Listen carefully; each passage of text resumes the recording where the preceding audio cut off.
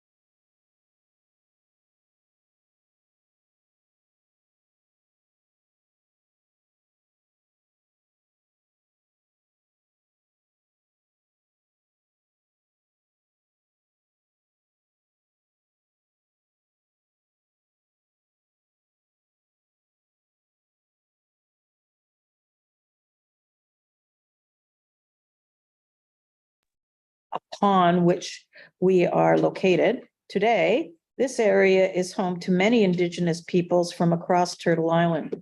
We acknowledge that our watershed forms a part of the treaty and traditional territory of the Southeastern Anishinaabe. It is on these ancestral and treaty lands that we live and work. To honor this legacy, we commit to being stewards of the natural environment and undertake to have a relationship of respect with our treaty partners. So can I get a motion to adopt the agenda? Okay, Eric and Jerry. All in favor? Carrie. Great. Are there any declarations of pecuniary interest? None noted. And can I get a motion to approve the minutes of the last board meeting, please? Peter and Tracy, all in favor? Carried. Great. So any business arising from those minutes? Anybody have any questions? Nope. Okay.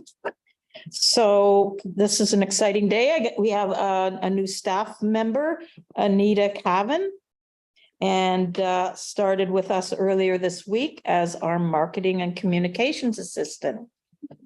So Anita has skills in marketing, design, and digital communications that will be focused on for creating content to highlight our organization's various programs and services, and has a personal interest in conservation efforts, volunteering in the past. So welcome. Glad to be here. Thank you for having me. Great. Okay.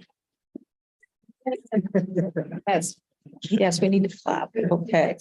So there are no deputations, so we're on to 6 presentations and applicable action items, page 11, making our science data accessible. And Nancy, can you take it away?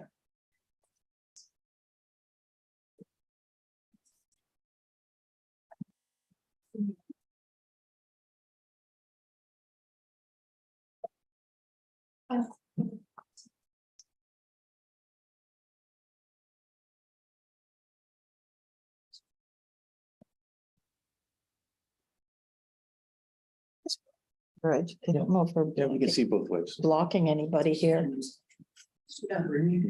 Just Matthew. I wish you had. He's on the early chair. I can deal with that.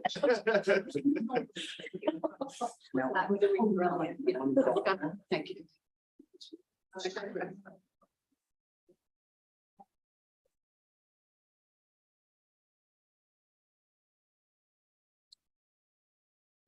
Mark would like to watch the back. Looking at you.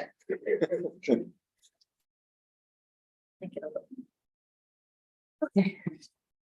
No rush, relax. Here we go. Okay. Gonna test the waters here on links today. Technology. Okay,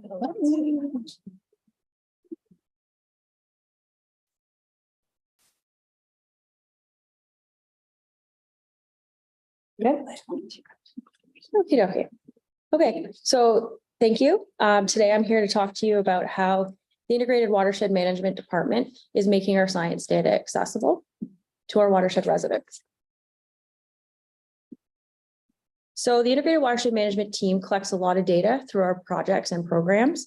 We are a team, we as a team strive towards two strategic objectives. One, making information and data accessible and understandable for everyone. And two, moving towards open data to establish a platform for sharing data, working towards making about 75% of our data accessible through our website. Both of these strategic objectives come from our corporate strategic plan and our environmental monitoring strategy. So through our various programs, the IWM team collects a lot of different types of information through our programs. Currently, we share our key findings through our website by uploading reports, generating graphs and tables, developing educational videos, and displaying maps and providing presentations. As we move forward, making our data more accessible, we have begun exploring new ways to do this. There is now several options available to display this kind of information. So depending on the types of data and what information we want to showcase determines the platform that we use. Whichever platform we decide, our goal is to ensure that the user engages and interacts with the data, that they can easily understand what the information is showcasing, and that the platform is visually appealing and user-friendly. To provide the user with a unique experience, we try to deliver the data differently from program to program, whether it be telling a story, using maps, interacting with tables and graphs, or providing context through text. So currently, we have been exploring 3 different programs to showcase our key findings and data. The programs include R, which is a statistic package, an ArcGIS Online, and Power BI. All 3 softwares can showcase our information through interactive dashboards, all offering a unique look and tools. In addition, ArcGIS Online has the capabilities to add extra value in that it showcases information through interactive story maps. The next few slides, I'm going to go through some examples of how we're utilizing these platforms to showcase our programs and projects' key findings. So currently we are exploring the R platform for our Lake Dalrymple Management Plan. Staff have developed an interactive dashboard to showcase key findings that we have collected since the project began in 2021. Watershed residents and members of the Dalrymple Working Group have helped us by providing input into additional types of information they want to see displayed. Constant improvements are being made to this dashboard to ensure it remains interactive and user-friendly. Staff update the information we try on a quarterly basis. So I'm going to quickly show you. So this actual dashboard is live. It's on our website and can be found under the Lake Dalrymple Management Plan webpage on our site. Just give it a second.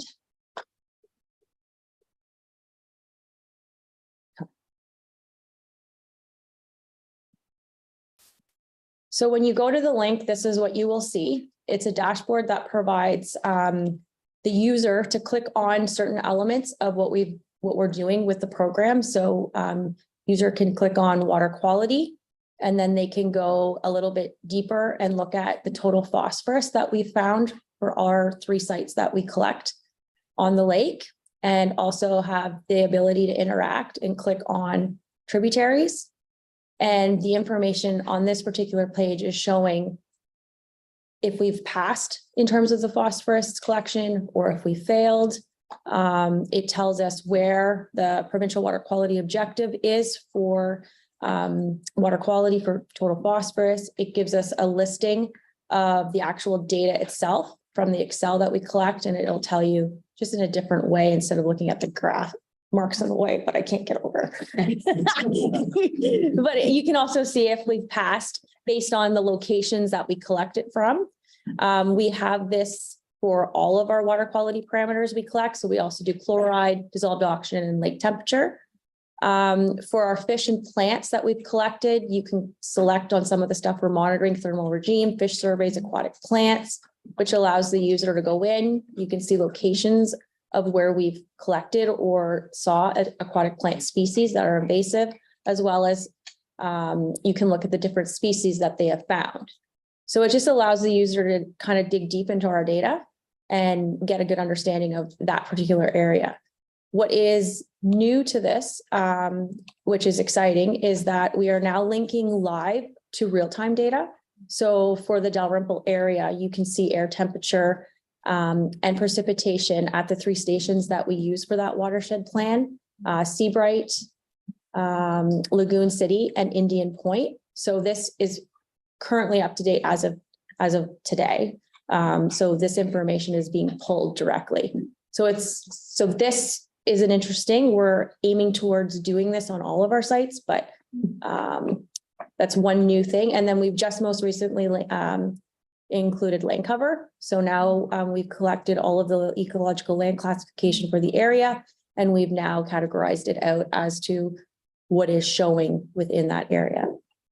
So this is the R platform that we are using, and it is live on our webpage. Do you pay for R? So R is a free statistical package right now. So we are not, it's not a cost that we're carrying. But at the same time, there is some limitations with R, opposed to some of the ones that we actually pay for. Okay, so now we will move to our environmental monitoring dashboard. So as part of the environmental monitoring strategy, one of the key recommendations was to report annually on all of our environmental monitoring programs. The IWM team decided that the ArcGIS platform would be best to showcase this information. The creation of this dashboard is currently under development, so it's in progress, hoping to go live by the end of this year or early next year. The idea is that each of our environmental monitoring programs will have their own unique page showcasing their key findings each year. Each program dashboard will provide a unique interactive experience. Today, I'm going to showcase a couple of our pages quickly. The climate dashboard. This dashboard allows users to select one of our precipitation. They can pick our precipitation stations across our watershed and view information by year. Users can see the total precipitation received from the time of conception, as well as the monthly precipitation per year. Other information from this site includes annual precipitation amounts and how many days per year the site received heavy rains. The great thing about this type of dashboard is that there is many ways of presenting our data and providing different perspectives to the users. So I will quickly show you the climate. This is not live. We are working on it behind the scenes, but we're hoping to push it on our website shortly. So this is just an example of the ArcGIS Online dashboard capabilities. It's coming. So for this particular one, it shows along the bottom. Come on. It's talking. It worked. I tried this morning. Okay, There we go. so along the bottom, you can see that it's showcasing all of our precipitation locations that we have across our watershed and all of the precipitation we've received from the onset of starting to monitor. Also, the capabilities is it allows for an interactive map, so you can zoom in and out. You can get additional information through attributes by clicking on the station. So when you click on the station, it then provides a little bit more information up top. Just gives it a second. It does work quickly on desktop. So now what it does is it's taking you to that particular location. Come on. The bottom bars that you see is now showing just the precipitation for that particular site. And then if I go and I select a year up at the top, you can then see the annual precipitation for that site, as well as the annual precipitation totals that it received throughout the year and how many days of heavy rain it received, and heavy rain being greater than 30 millimeters in rain. So you have an option to select, we'll go to 2020. So in 2020 for this particular site, 2 days of heavy rain happened. We are looking at putting some type of benchmark so that users can see the annual precipitation totals in terms of how it ranks amongst like the province, for example, for that particular year. So it's a work in progress, but this is just one example of what you will see when you come to the environmental monitoring dashboard. The other I'm just going to briefly show you the biomonitoring one that we're working on. It's a little bit more complicated, so we are having to go back and make it a little bit more user-friendly. But this one is just showcasing that you can see a map, the user can see a map.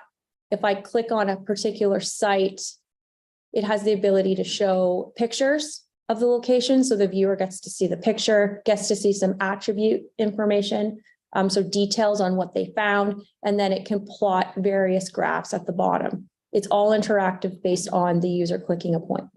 So that's just a brief showcase of that.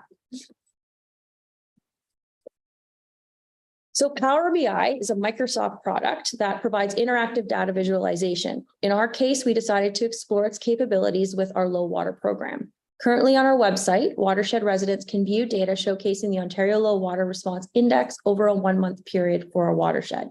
Users can manipulate the data by selecting a site and date range, which then plots where precipitation stands in terms of low water indicators for that period of time. So I will quickly show. So this one was one of the first dashboard type softwares we explored. It is live on our website, so users can go. So this dashboard is a completely different look. However, it does show a map, so you can see your location, and the user can interact by clicking on the precipitation sites that we have. The user has the capabilities at the bottom to scale the date they want to look at for that particular site, and then can see on graphs where it fits in terms of the low water indicators. One of the limitations with this one is it's manual inputted. So the user or ourselves or staff have to go in and manually input the monthly totals before it gets uploaded. Whereas the other two have the automation side of things where you can pull directly from a table that's already generating information through our Whiskey, for example, or through SwimSea, which is a surface water monitoring center. So this is the only one we are currently exploring Power BI with, but it does show a different way of presenting data.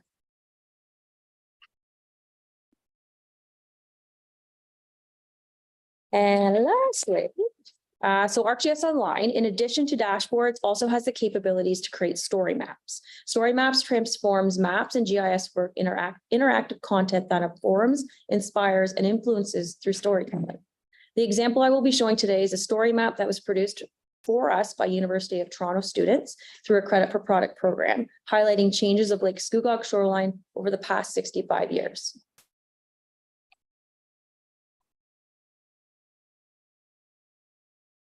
So this one is on our website. It's under the environmental monitoring page under land use. So you can click the link when you get home if you want to read it or look at it. But just to give you a quick summary of what types of things you can see in a story map, it basically tells a story from starting top to bottom. It'll give you, you can tell your story, write a description, but it also provides the mapping component. And it's interactive. So the user can then go in and explore a little further. I'll just get down, keep going through it. So for example, our study area was looking at Lake Scugog. And then we looked at the different aerial photos from 1954 all the way to 2018. So as you scroll through and tell the story, items on the screen start to change. And you continue to work through the story by looking. This particular one, we were interested in land use changes. So there's tools that allow you to slide bars across so you can see changes in imagery, changes in land use. It's interactive, which is, it's awesome for the viewer to learn about it. You can color code because it's obviously a mapping program in behind. You can add video animation to it. So this is just another area or a tool that can be used. For this particular story map, we were detecting the changes in land use. So this allows the user to click on, for example, development and just see where we've seen changes over the last 65 years in terms of the development. We can look at agriculture and click it off and just look at that, or we could add natural, or all three.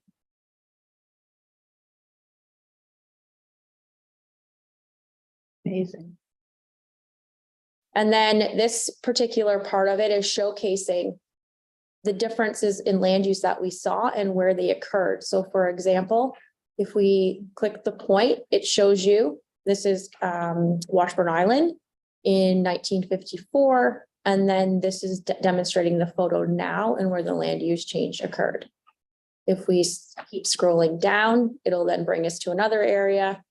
This is now current for 2018. And then this is what it looks like, the changes that have occurred. So it's a unique tool, definitely can be used to tell multiple different types of stories.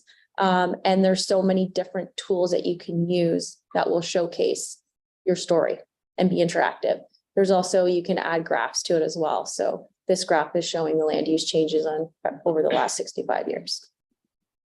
So yeah. Wow, That. amazing.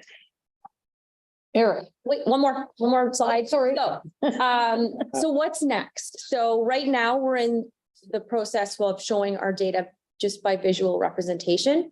Our next step is to be able to take that data and have the user actually be able to download it. So with doing that, we need to develop an open data policy. And then from there, developing and implementing what we call an open data dashboard so that the user can go to our website, click on it and actually download it themselves. So not just are they looking at it, but they can actually manipulate it themselves.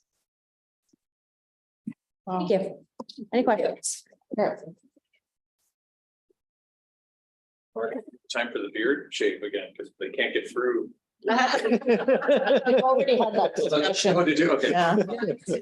Three quick things. Would I be right then that the Microsoft pilot for the one domain that you're using the Microsoft piece for is kind of on the cut line possibly, and you'll switch gears over to ArcGIS if the team feels that form of data representation isn't needed?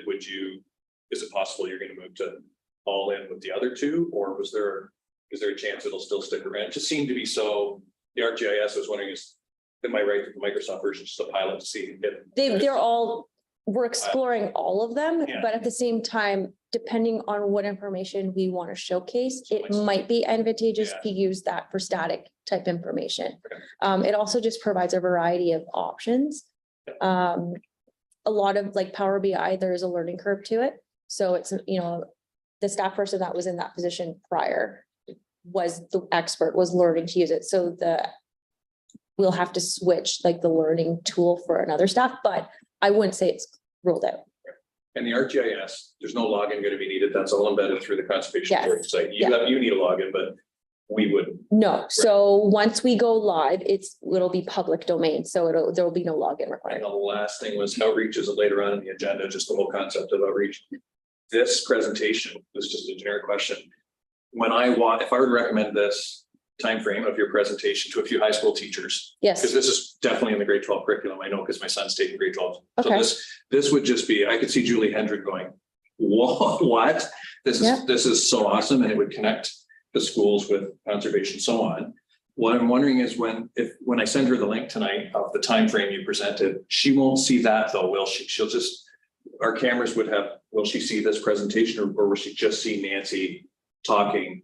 I believe we're sharing the screen, so. Okay, because the city hall should is, be able to see we it. don't see the screen that's being presented, so I was just, so I could just send this, would you be comfortable with that? yeah, sure. And also, we have GIS Day coming up in November. Oh, okay. It's a world recognized day, November 15th. And we are happy, I'm happy to have our GIS specialist go talk to their class on GIS Day. Okay. And he can do a quick presentation on what So you'd types be of, comfortable me giving her your Yeah. email? yeah, for I sure. just saw that later on the agenda, Yeah. we're talking about those outreach, and here I'm watching his homework at night, and I'm going, oh my gosh, this is so cool. Yeah, and GIS Day is all about spreading the awareness Okay. of GIS and mapping, so that Yeah. would be perfect opportunity. And through you, Madam Chair, if I can just clarify, your interest in the Scugog one in particular? Or all? Honestly, more just in general my brain actually just kind of went to the whole connection of high school students knowing how wonderful this is period. I hadn't even gone that deep yet. So- Okay, yeah, because two of them are live currently. Oh, okay. So, Yes. we can easily forward you the links. Yeah, oh, great. Okay, Yeah, thank you. and then the video will of course help too, but it'll take a little bit to upload. Oh, okay. Yeah. Okay. I just have a quick question. What are other conservation authorities using? Have they kind of honed in on a particular type of data collection? I would say a lot are leaning more towards the ArcGIS Online platform. If you go to, I know Cloca is using story maps a lot on their website, and dashboards at Conservation Ontario, like the open data dashboard. They're currently a committee for all conservation authorities being developed so that we can have a standardized platform across the Makes sense. board. They are using ArcGIS Online, so with that committee creating those tools, it'll be easy for us to implement here and it'll be standardized. Some CAs have the IT and the web page development options to develop their own type of stuff to showcase. I'm not aware of others using Power BI at the time or are, but it's not something I can look into it to give you that answer back. But I know ArcGIS Online is a consistent one being used. I just think this is great. I mean, you can look and you can see all the wetlands and how that's changed over the last how many years, and it's a wake-up call to people, I think. Yeah, so thank you. This is great. Kriya. Yeah, thank you. For you, do you like the RGIS best? RGS because of the storytelling way it's presented or offered? So my background is GIS, so yes, I like Yeah. the story map and the ArcGIS Online, but we currently have 3 individuals on my team kind of streamlining 3 different options. So if you were to ask the one doing R, they would say they like R. Really? So it's just a matter of who is implementing it and working with it. There is the capability to talk between them. So if you can do something in R, for example, the scraping of data that we are getting can be easily, the same script could be scrape that is being used to scrape can be used with the ArcGIS Online script. So they can talk to each other, which is good. So yeah, Oh, interesting. Thank you. Good. we kind of have like I'm gonna go the, look at it tonight too. Okay. yeah, there's lots of cool. Very interesting. Sorry, Jerry? Through the chair, so I'm guessing there's a lot more platforms. These are only 3 of probably many, Yes, and there's probably limitations each one has. One obviously being advantage free, Mhm. is the others get substantially more expensive to type of use. And the other thing I was gonna ask about the storyline, so it was current in 2018. yes. Can you build on that storyline? Or do you have to go back and reformat from square one or start from Nope. that date? So the students, when they do a credit for product, they will pass us all the information.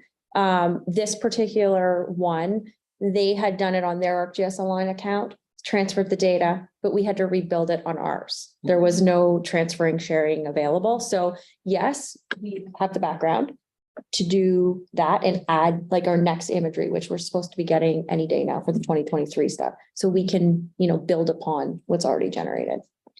The other thing I'd like to see, how do you navigate that? Like, that's great for you to look at where to click and what to click, but the average person just getting on for the first time, is there any kind of little tutorial or just quick synopsis saying, these are the things you can do? Is there Yes. any mechanism there to learn? So I've advocated help, like having like a help button so that users can use it, like click on it first. Mark and I have already had a discussion about R, making it a little bit more user friendly. Instead of having information at the bottom, bring it to the top. Typically, it's just a scroll down. But yes, we add little bits to help you navigate. And through Madam Chair, you hit on a couple of important points there as well, and kind of what we figure is important to show.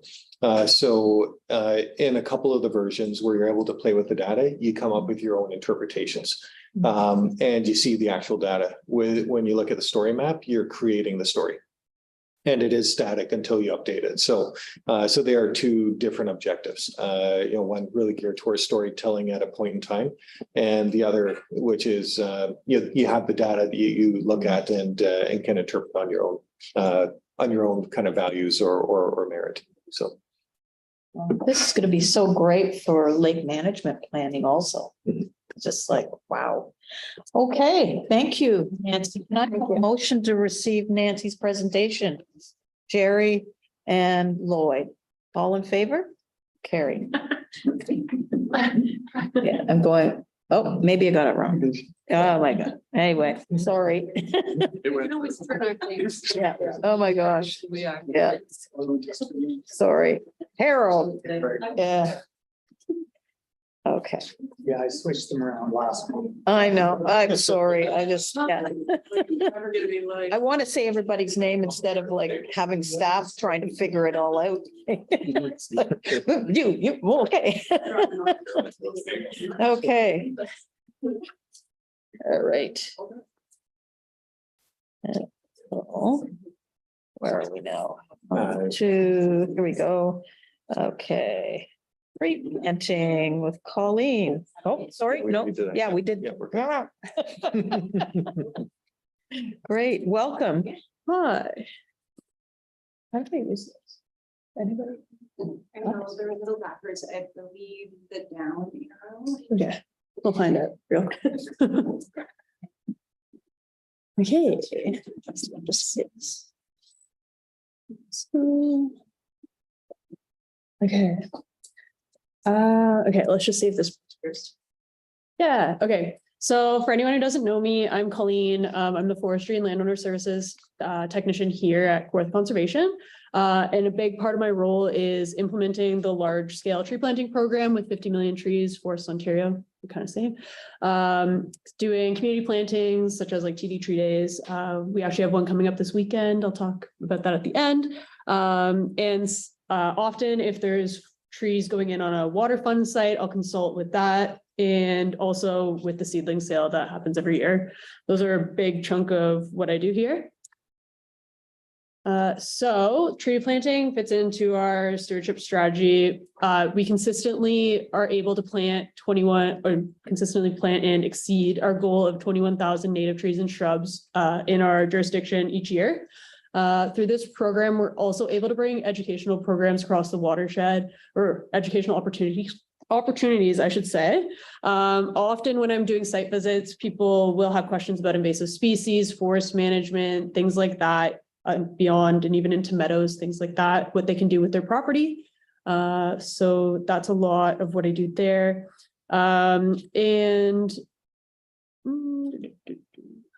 It also addresses some climate change issues through the tree planting program, carbon sequestration, heat island, things like that. So what we have done this year alone in 2023 with our over-the-counter seedling sale, we were able to sell almost 20,000 trees. And that is a very popular program here. With our large-scale tree planting program, we were able to plant almost 40,000 trees. And that was equivalent to 46 acres, 18 hectares. And we had 21 new projects and one refill project from 2021. So in total, 57,000 trees, give or take. Also, just not on this slide, I'll bring it up later. We did do a community tree planting day in Durham, and we were able to plant 136 trees with the community to help with erosion issues around a new built wastewater pond, whatever it's called.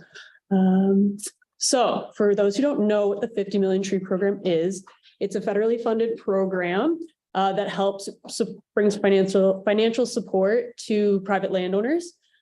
So we're able to bring this year about $2.40 per tree to each landowner. That includes with all of our services for the landowner, the tree itself, a site visit, a site plan, the planting, and or depending on what they want to do, some pre-site preparations like mowing, if they need herbicides, something like that. And also a survival assessment after everything's planted, and while all the trees are planting, quality assessments are happening. So all that's included when they purchase a tree with us.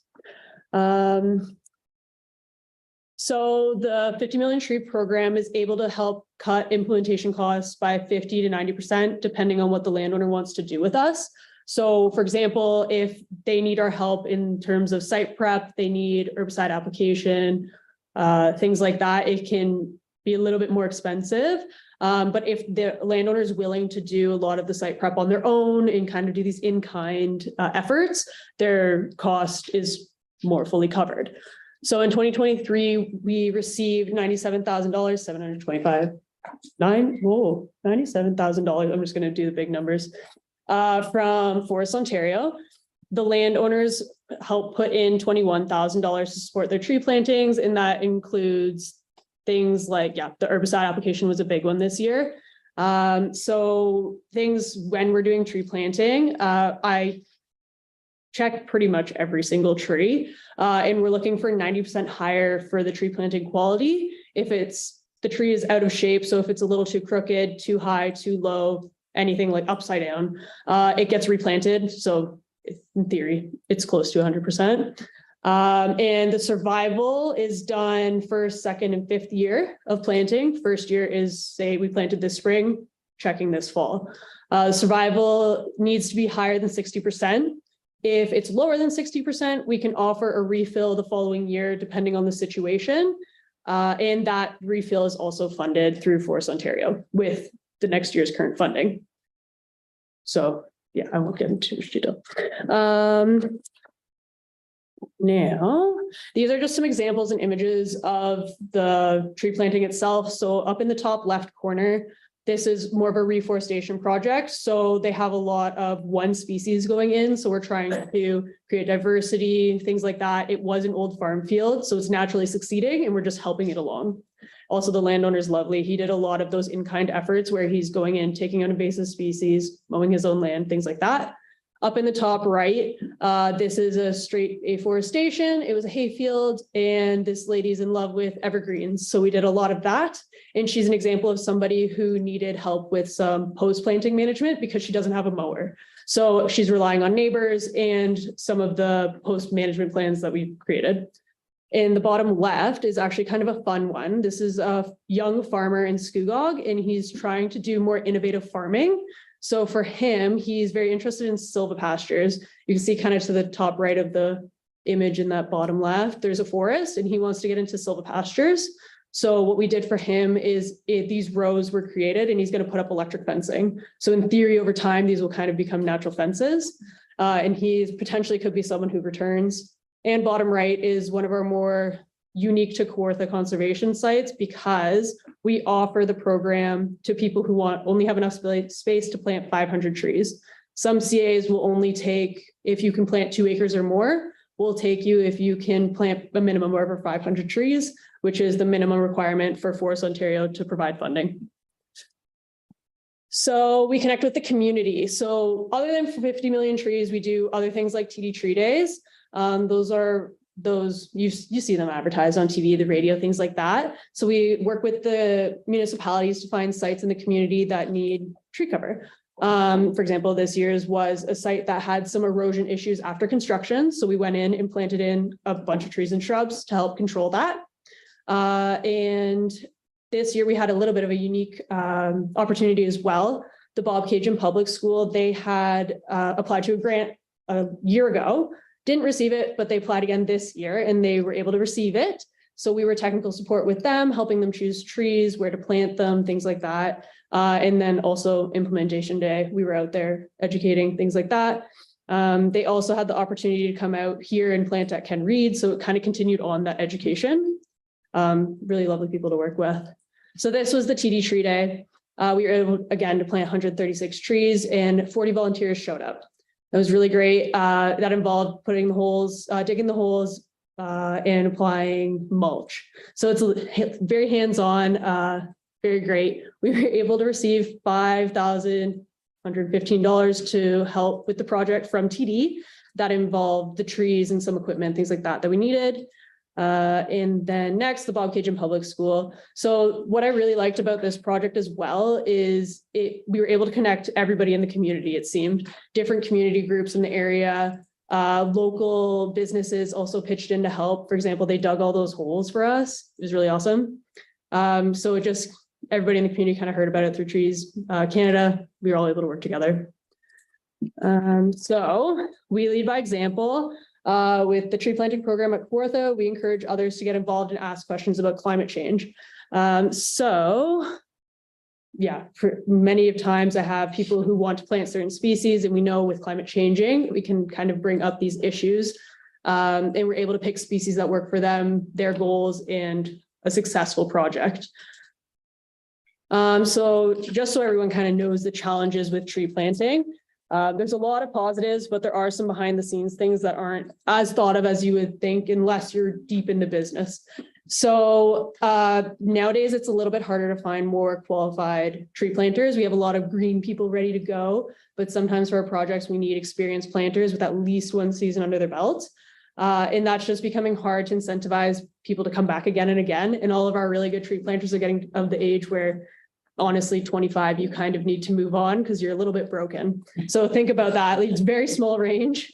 Unless you're, yeah, like I'm one of those people who's kind of tapped out. So for climate change plays a few different roles and issues.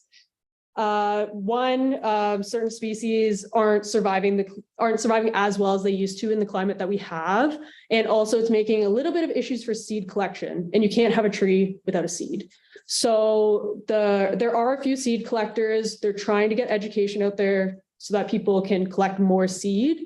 But at the same time, we have issues where we're trying to bring assisted migration. So species from the south, bring them north so that they can mix together and survive our future climates. But the gene pool is so small because we're thinking like Niagara, Hamilton, think Essex, very developed, a lot of agriculture, not a lot of trees. So not a lot to pull from. You go way north, tons of trees, but we don't really want to go north to south. So just things like that to think of. And as a planting delivery agent, those are things that, we're a planting delivery agent as Kawartha Conservation, just a different way to say it. And climate change makes us think of those assisted migration aspects. So I might plant 100 white pine on a site, but maybe 50% of those trees are from this southern seed source and the rest are from a local seed source. So things like that, so they can end up being more genetically resilient. And right now funding at the moment is very good. You've probably heard of 2 billion trees. 50 billion is 50 million trees planted in Ontario, and 2 billion is 2 billion trees planted across Canada. So these sources are coming together to help do the tree plantings that we need. And then there have been issues in the past. I say funding's good now. We need to maintain this good funding because what happens is people want trees, they're going to pay for it. We need to help so that's not putting so much of the financial load on them. If not, we might start to see people not want to do as many of these programs. But we kind of see repercussions of that. In 2019, there was a hold on the whole project, but then it was funded again. So we're seeing that kind of hiccup to this day almost from some nurseries are starting to recover from that. Anyway, that's a whole other thing. You can go into that deeper if you want later. So looking ahead, so for 2024, we have a lot of good stuff planned already. So we are going to be running the seedling sale again. Forest Ontario is not going to be funding it this year.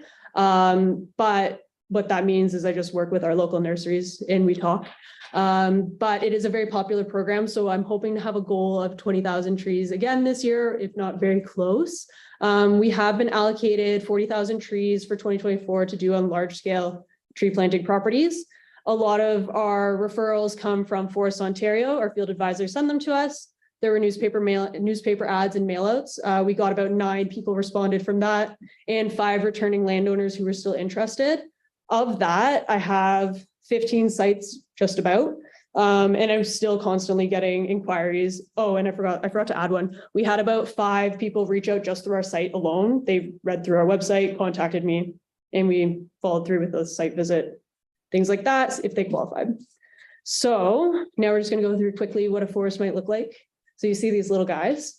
They start out very small. So this tree is probably 2 to 3 years old, little white pine. And then in about 20 years later, you might end up with something like this. So you see there's a lot of evergreen. This is typical for afforestation projects because they set up the environment for things that we want, like sugar maples, things like that. This would go through a thinning process and on, a big management plan. And then eventually, after about 100 years, you end up with this really nice forest. And this forest itself is located in York. I can't think of it off the top of my head. This was a forest tour day. And sorry? York Regional Forest. There's one forest in particular, I need to find it. It has everything from just planted, middle-aged to like something like this. It's a really beautiful forest.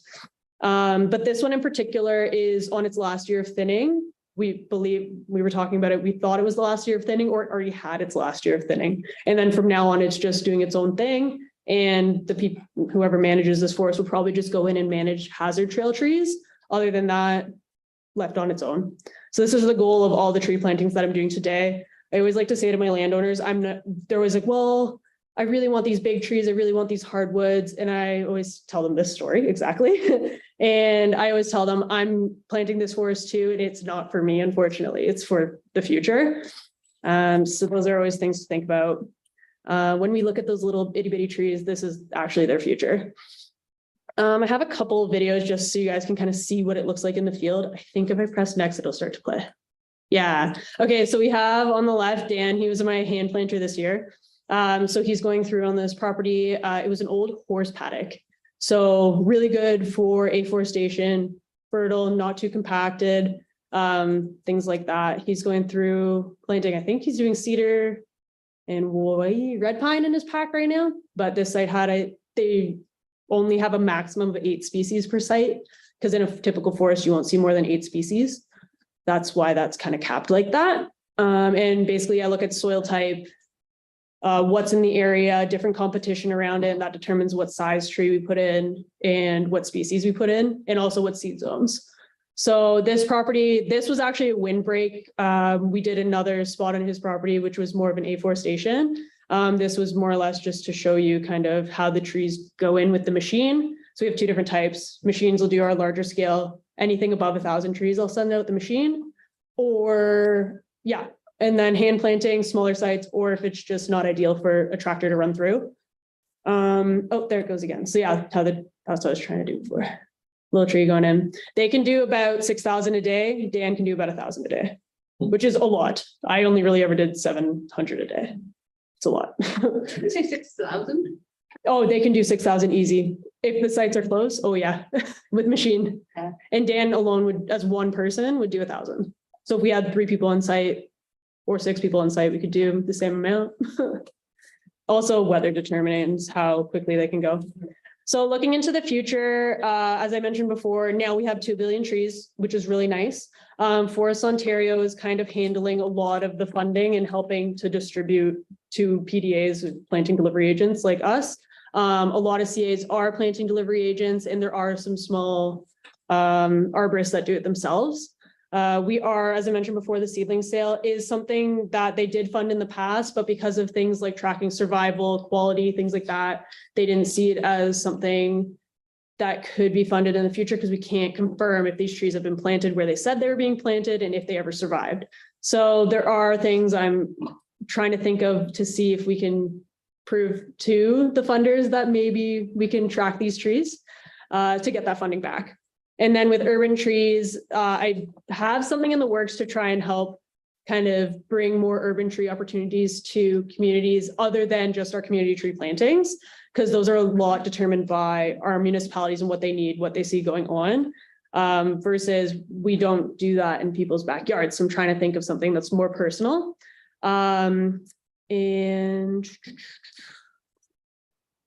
yeah, I have 2 videos, but we can watch those later if you guys have questions. One of them is me talking a lot, so. Yeah, so any questions? Yeah, for now. Harry. Through the chair, Mhm, on the 50 million program, mhm. is that set over a certain time frame? Yeah, so I believe it was 50 million. I could be wrong. Don't quote me. I believe it was 50 million trees in Ontario by 2026. Would you have any idea what the federal 2 billion, or they're even if started or close to? Okay, so yeah, I think it's starting, if I'm not wrong, next year. Yeah. Yeah, and then their range is to 2029, I believe. I could be wrong. So yeah. Oh, sorry. Yeah. Just through you, Madam Chair, I think I got confused, so Yeah, $2 billion tree program, yeah, it's not 50 million of that is for Ontario, those are. yeah, so they're two different, yeah. Because there is a lot of planting out east and west. That's only 1/40 of 2 billion, I was thinking that's strange for Ontario. Yeah, I know, it's crazy. Yeah, they're kind of, I think, amalgamating more or less into one, because that's one, it might have been 50 million ends in 2023, because I think it's like as one opens up. Okay. I could be wrong. I was just curious. Yeah. Yeah. Any other questions? I can for probably Priya? add some context. Right, I So you're looking at. Yeah. Yeah, I know, I was hoping you'd add context, but I just have a question coming from Brock Township. First of all, I just wonder where your planting project happened in Durham region, if you happen to remember? Which one? The community? Yeah, Herbert A. Bruce Park. You may, it's a small one near, I think it's on Greenway or Green Bay Road near the Canadian Tire. which town? In Port Perry. Okay. Yeah. In Brock Township, I mean, I just still see, farms being stripped of hedgerows and Yeah. trees. Are you working with agriculture? And farm? Yeah, so a lot of times I have, funny enough, a lot of farmers who come plant windbreaks like that. And they do mention all this stuff to me. Not to speak on the farmer, but a lot of farm equipment's huge. So it's easier for them to remove these rows so that they can get long, straight rows than to keep the windbreak. That's might be ash trees that are dying or something that's been affected. So yeah, it's hard to say. So you're, Windbreaks do benefit agricultural fields, but sometimes they just see it a little easier to cut down a tree. yeah, So they can make their nice rows and get that yield, right? Yeah. It'd be nice to see more planted on farms. Yes, I know. Yeah. A lot of, just so you guys have an idea of like what I work with. Typically it's either people's yards, they have areas that they want to see naturalized, or they see invasive species starting to take over, things like that. A few projects this year are ash trees just taking over fields. So we need to reforest it, just bring in diversity, things like that. And then a lot of times are just unproductive farm fields where they say, yeah, this actually isn't working for me. So they want to bring it back to nature, rejuvenate it and plant it again. Yeah. Thank you. Yeah, that's positive. I'll get Tracy and then June. I was just gonna maybe give a bit of an overview. When you start looking at some of these programs, they are constantly changing. And even as a grower, you're sitting on very long meetings, strategizing how, you're supposed to fill these pockets. So I know that you have some challenges as well. Yeah. And also in 2017, the MFR closed the seed plants. So now you're doing a lot of seed sourcing yourself as a grower. I know for ourselves, last weekend, we went and picked walnut. And we're literally shoveling walnuts into buckets and putting them into coolers so we can actually stratify that seed, right? So there's other challenges where as a grower, we have some limitations and we have to do our own native seed sourcing as well. So it's a very time consuming project. And, even when it comes to you, I mean, there's successes in spring and fall planting, and I know you probably are watching that yourself. Do you have a preference on that? Yeah, so I've done both. It's funny enough, I was at Pine Needle Day chatting with Paul just actually about fall planting. And I've done both. I've done both. I personally like fall planting just because it's colder for me as a person. But it also is very prime conditions for trees. We're seeing these very abrupt changes in weather that it makes it hard in the spring, because it'll be basically April is what you want spring to be until the end of May. But then we get these hot flashes in May and it's hard on the trees. It's very hot. We do our best. There's things we have to follow in the field to keep the trees at a certain temperature. There are temperature checks on the trees themselves to make sure they're staying dormant throughout the planting until they're actually in the ground. Because The problem is when trees start to wake up and get warm and there's nothing around their roots, they're upset about it. Whereas in the fall, they're starting to go to sleep. And then the way trees kind of work, it's they create roots, then they go buds, branches, and on height, all that. And then back in the fall, they push out more energy to make more roots. So yeah, We just. It's interesting. 12,000 Yeah. trees Yeah. yesterday alone. Wow, what Yeah. kind? Variety, actually, Variety. a variety. Yeah. But the thing is, like you said, is these flash heat spells, like you're having this last year. All of a sudden, your leaves are exploding, way too early.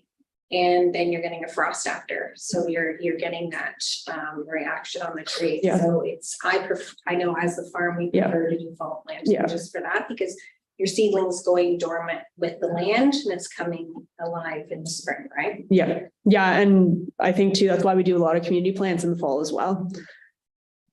Yeah, Jared? Through the chair, two things, fence bottoms grow.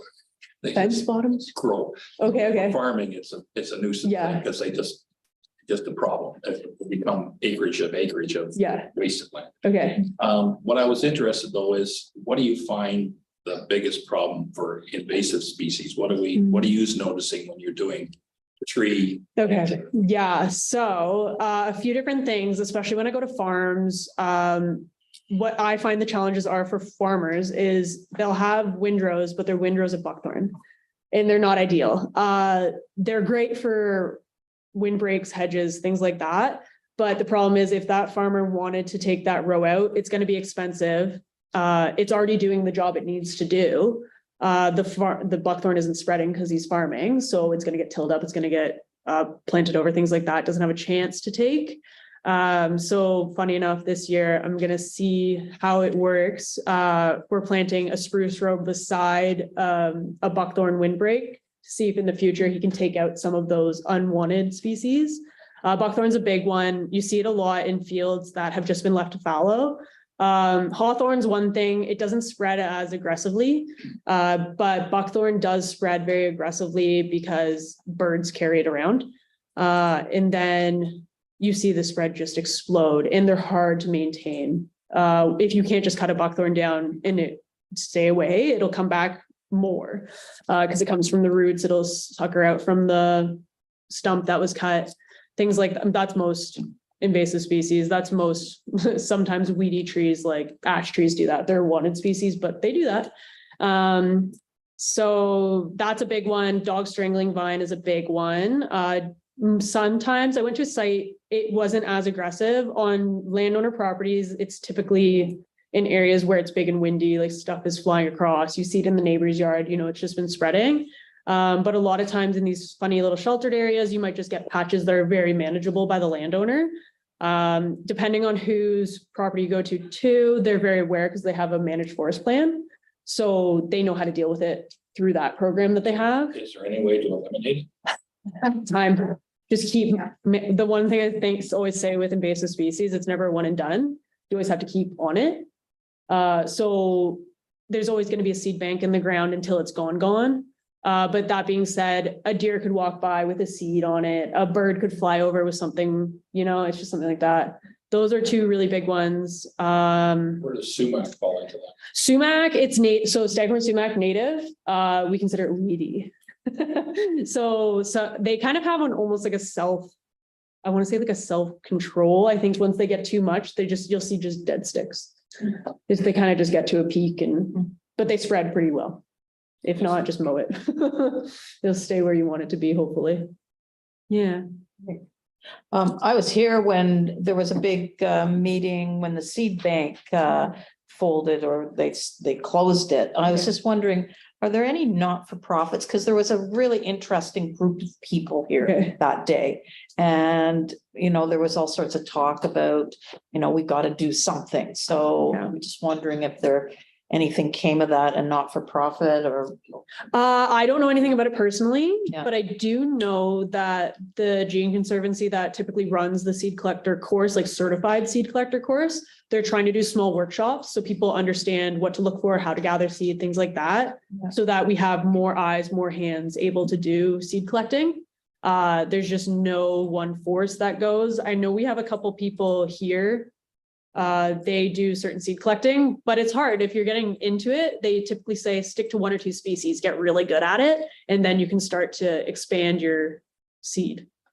Yeah. And that's what we have. We have certified seed collectors Yeah. that we work with for Really? specific seed. Yeah. For specific. They come to your farm? No, we know who they are. So Yeah. Paul contracts them to Yeah. pick our seed. Yeah. For certain species, but we have That's like good. very defined. Yeah. So like you probably have someone who collects like one species and they're really good at it, or they have like multiple. Yeah. Yeah. Yeah, very specific. Yeah, because I know someone here, they actually go to Niagara to collect certain seeds. So they'll go all the way up there just because they know that seed. And they know good spots because there's certain man you could take. I was just thinking of something and I forgot about it. But it's native picking. Like I can literally be driving with Paul and Let's go for it. Yeah, so you come back. Talks to the owner just about coming back to pick the seed. Mhm. And then we clean the seed and then we stratify the seed and then we propagate the seed. Yeah, so it's one thing picking the seed, but the nurseries are the people who deal with it. Yeah. They turn the seed into the tree. Yeah. Oh, yeah. It's Yeah. impressive. for Yeah. sure. I didn't know you had to stratify walnuts. Yes. And like Kentucky coffee tree, That's like just learning how to grow it differently. My son wrote a thesis on it. Yeah, there's a lot of back stuff that happens behind Yeah. growing. And I know too, personally, I've reached out to a couple people just being like, hey, if you need to collect seed, CA lands are okay to collect at if you get a permit. Yes. So yeah, I've tried reaching out. So there are people who know because the seed this year was crazy. Like you can look out the window. It's insane. And that's another thing too with climate change. We're seeing, if you guys remember the LDD moth, I was living in GCA at the time, insane. And that's why a lot of things like oaks right now aren't producing seed. Or is it this year they're just starting to produce seeds? So there's a couple of years where they didn't want any. They were just like, I need to survive. Now they're producing seed. So we won't see that seed in like my tree planting in for the next year or two, right? So that's why things like that are important. Because some of the pine tree seed that's being collected this year won't be out for the next couple of years. So we're always thinking that's why what happened in 2019 when the funding was kind of in limbo, the nurseries kind of just whoa. So we saw that I came out successful. So it was all fine. But yeah, the nurseries do their best. And especially with 2 billion trees, that's a thing I know the nurseries have to figure out how to produce enough product for everybody because there's only so many nurseries who are qualified and recognized to do this kind of production. It's very regulated. Is that a good word? Yeah. Yeah. So we know everything's quality. Going forward, I see you've got urban trees down Yes. there. I was just talking to the group Environmental Action, Bob Gajan. Yeah. And so they want to apply for, there are now seed grants through Trillium. They were stopped, Okay. seed, not seed. Anyway, so I'm for a canopy project. So I'm Yeah. just wondering have there been any canopy projects anywhere in Durham? Do you know of any? My head. No. Because they want to they want to see what's in Bob Cage Okay. and then actually plant. Okay. Yeah. So they'll probably be reaching out to you. Yeah. That's perfect. Yeah. Fine with me. Right. Yeah, I know it's always a question because I was actually talking about this with Paul, funny enough today. And he was thinking about different ways how we increase urban tree cover, things like that. We have to get creative, I think, because people like privacy. So why don't we play off that? What about planting windbreaks and things like that so that people have more privacy? Maybe you don't need to throw a fence in.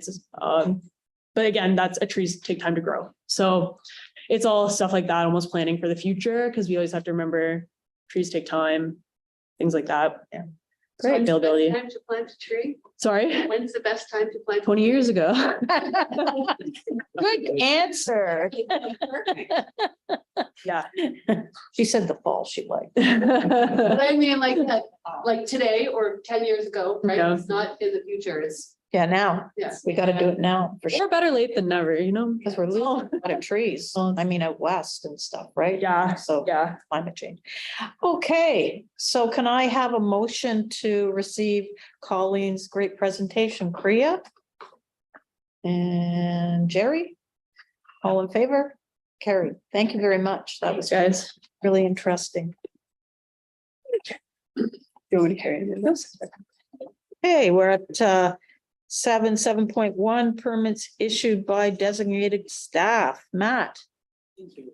Through you, Madam Chair. As found on page 12 of the October's agenda, the total number of issued permits by designated staff were 57 permits during September. We are seeking resolution that through section 28 permits issued by staff have been received. Okay. Does anybody have any questions about any of those?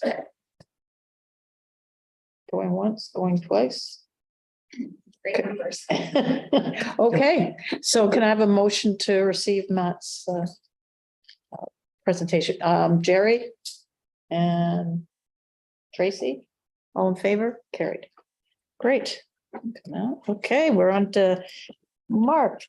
Yeah, great. And so this is the quarterly actions update for the third quarter. And my directors, aside from Christy, who's at a meeting today, are all available to answer any questions that you might have. I will say that there's a lot of detail in here, a lot of work that's been done over the last quarter, lots of good activity.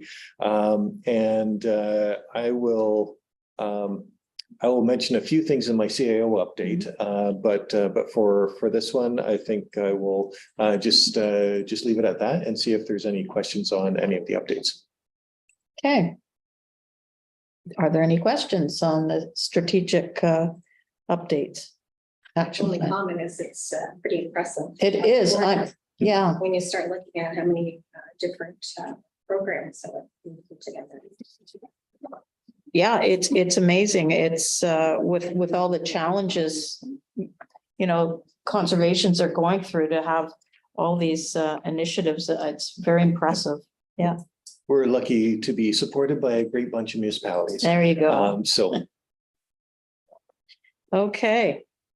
So any other comments or questions? Okay, no, can I have a motion to receive that, please?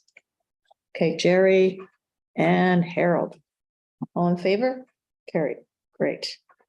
And now we're on to your report. yeah, great. Thank you, Madam Chair. There's a lot of work that's gone on since the last board meeting. A lot of work on the MOUs and transition plans. Transitioning our budget is a big one. There's an element a little bit later in the agenda on that, so we can prepare it.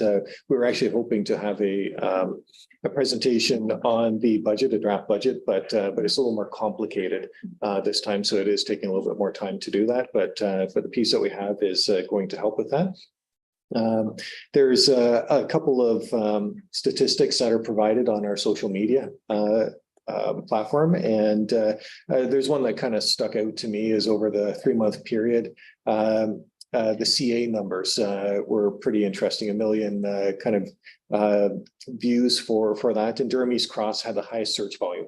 Along with Kawartha Conservation Area. So kind of interesting that those are the two that are pretty big. Fleetwood Creek is one that we manage on behalf of Ontario Heritage Foundation. So that was noticeably less, I would say, than the other two, but those 3 conservation areas in particular, one's a natural area, are pretty common search components. So I mentioned a little bit about the finance side. There's a lot of work that goes on a daily basis in terms of entries due to sort of costs incurred from all the programs. So they're a busy crew for sure. Planning and permitting is a pretty busy area right now. So we spent a lot of time in the last couple of months to bring our permitting activities a little bit closer to the standards. So we're doing pretty good. I'm hoping for even better results in the next month. So that's a hope to have both numbers at pretty high compliance with those standards. And then there's a few other things that we're doing in the department. One of which I'll explain a little bit about is our permitting activities. So we have a few SOPs, but we are going through I would say a very in-depth process to make sure that we have complete written methodologies on all aspects. What are SOP? Standard operating procedures. Oh, okay. Yeah, so the standard operating procedures give us the ability to repeat on a consistent basis, which is always important. And this is a big area for this department. So looking forward to a conclusion to that. It'll be next year when that is fully done. But that will help tie in with some of the anticipated changes that we see. That we are anticipating coming down from the province as well. So that will assist us in making sure that we're able to differentiate between old process and new process. The source protection activities have been ongoing. So there's been the consultation on our amendment process for the source protection plans that was tied in with the new director's technical rules for that program. So that concluded October 5th. And now the process goes to the source protection committee to look at those comments, figure out if there's any changes to policies, and then put it through to the Ministry of the Environment, Conservation, Parks for their endorsement. So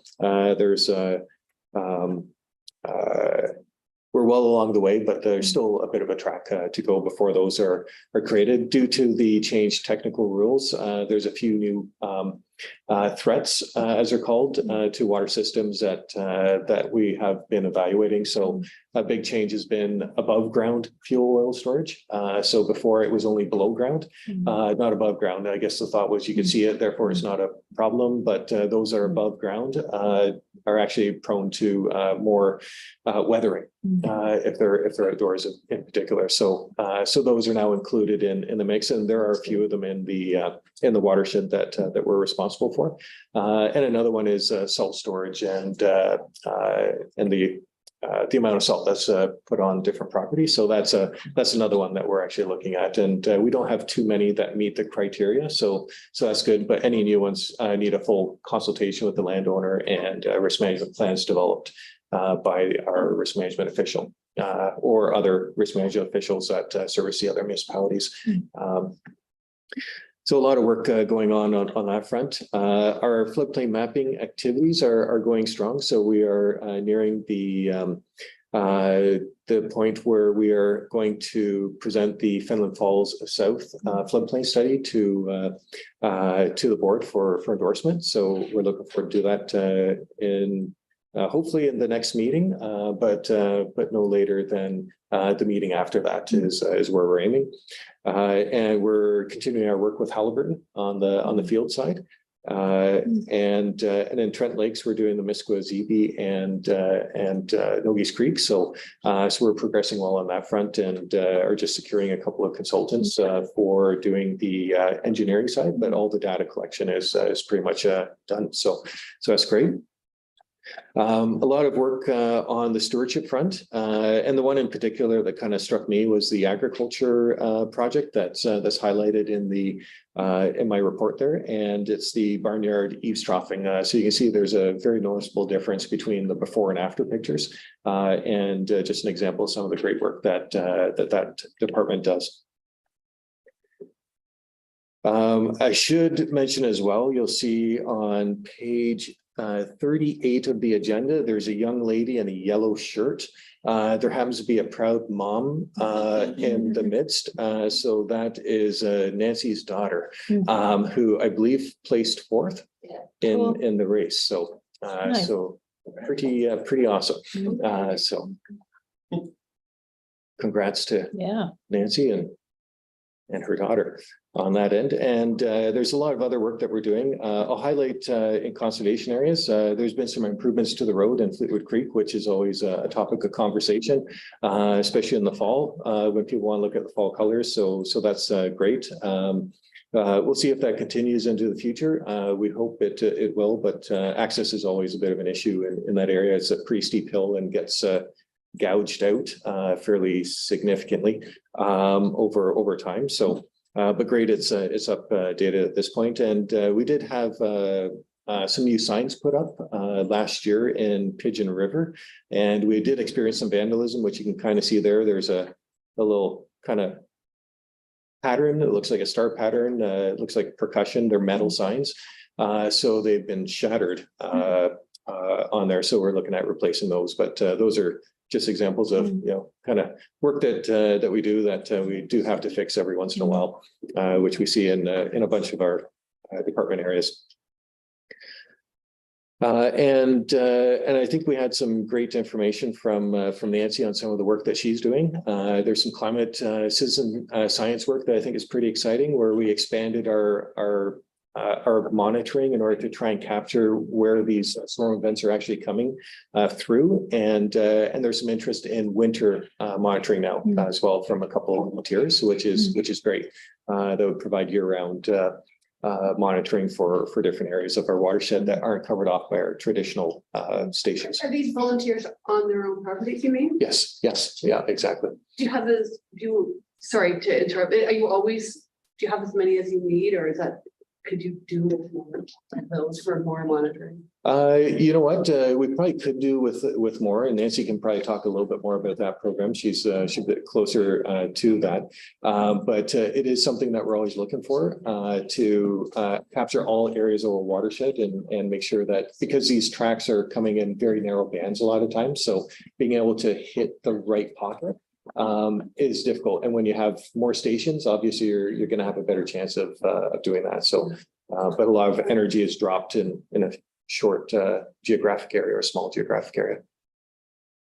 Yeah. I can send you a link to more information on it. Oh, I appreciate that. Thanks. I just think it's such a win-win way of getting more people involved and getting more information, and something that just seems so historical with conservation authority. So I would like to know more about it and help. Just quickly, there's some, and Peter would probably know about this on Mill Line Road, they're Trent University. I don't know if they're still doing it, but they have a farm down there and they've been monitoring snow for years and years and years. So might be a good place to reach out to also. Great, awesome. Yeah, thank you. I know that there are a couple of, I'll call untapped potential areas that we do want to explore as and integrate them within the monitoring network. So certainly a couple of agriculture sites are kind of high on our list. There's monitoring continued, looks like good information, it's just not shared. So that's one, and then there is of course Trent Severn waterway stations, which you have to pay for in order to get the data, which we're hoping will change. And then the other, work on that one. They need to do some things for us. and then the other is as we drive around the landscape, there's different businesses that have weather stations. So we're looking at those as an opportunity to integrate within our network as well, and provide a benefit for both parties. So. The other a couple of other aspects I'll just touch on.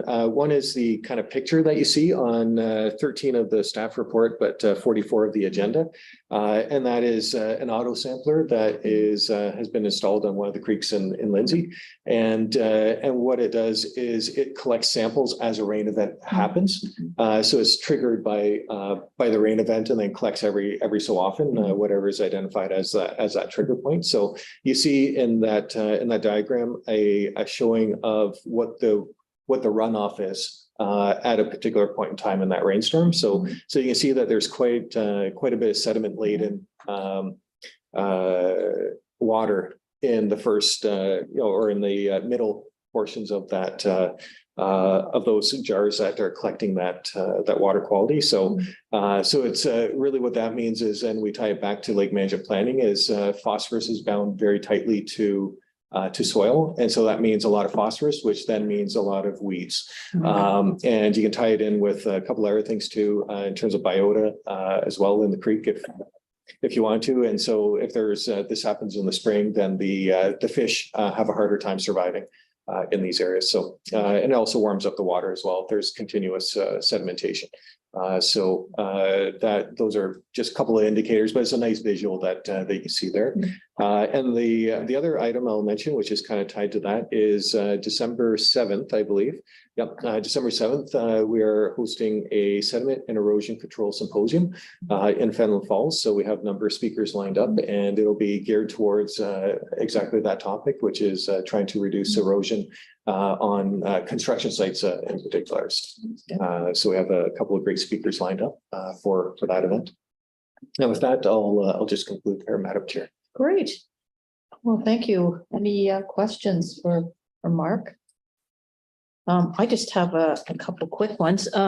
So private oil tanks near source water protection I guess they've diminished over the time and not so many anymore. Yes. Are they being forced to get rid of their oil tanks? So that's a good question. We are seeing a natural progression of oil tanks being removed as natural gas comes through. So that's a good thing. And there is a requirement for a risk management official to have risk management plans in place for those people that have oil tanks. And there is a requirement to remove it from the property. So both those are occurring, yes. Okay, thank you.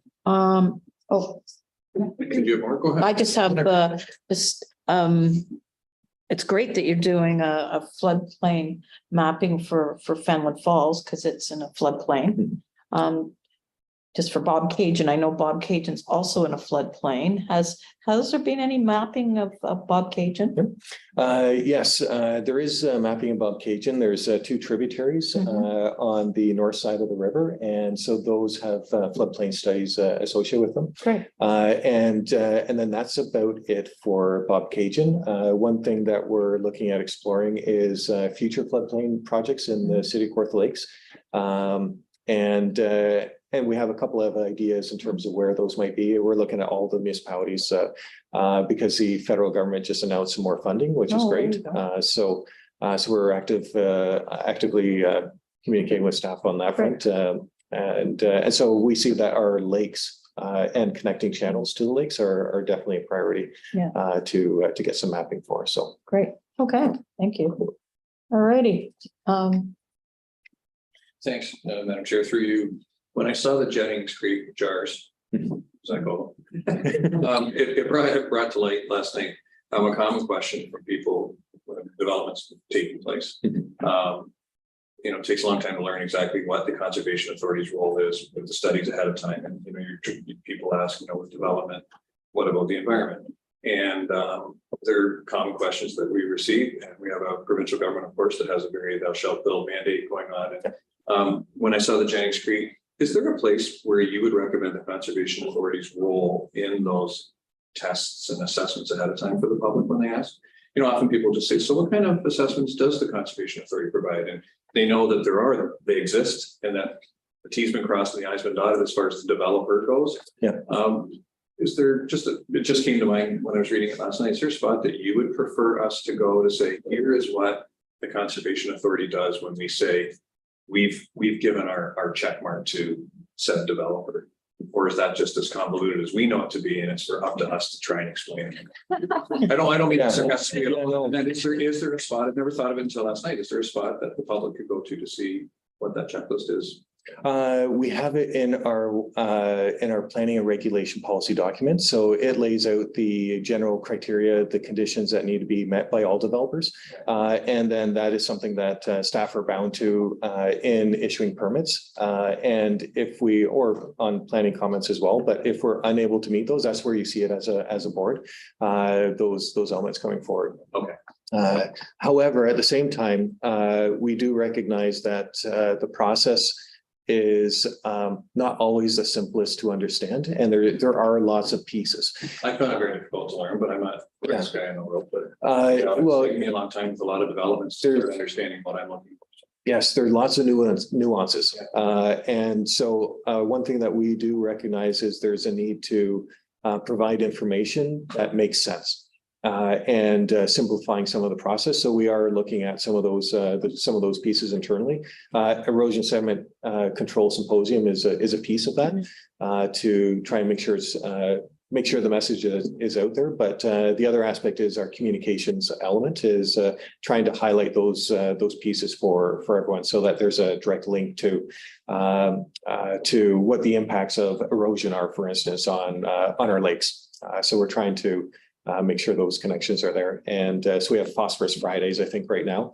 And so that's an element of trying to make things, put things forward in a different way that maybe makes sense a little bit more.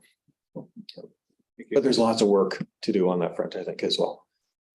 Sure. Through the chair, on that note, I always assumed or thought it was best practice that you didn't scrape ground clear for large developments any more than 6 months ahead of the actual work.